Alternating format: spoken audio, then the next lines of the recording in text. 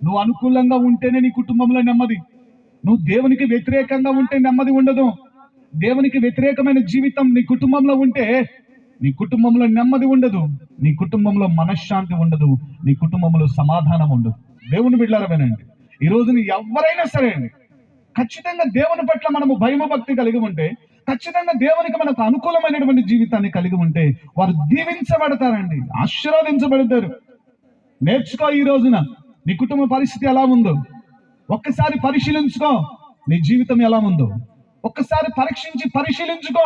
నీ కుటుంబ పరిస్థితులు ఎలా ఉన్నాయో, దేవునికి అనుకూలంగా ఉందా, దేవునికి వ్యతిరేకంగా ఉందా, దేవునికి అనుకూలంగా ఉందా, దేవునికి విరోధంగా ఉందా? ఎప్పుడైతే దేవునికి అనుకూలంగా నీ జీవితాన్ని, నీ కుటుంబాన్ని మార్చుకుంటావో, దేవుడు ఆ కుటుంబాన్ని దీవించటము ప్రారంభిస్తాడు. హల్లెలూయా, హల్లెలూయా.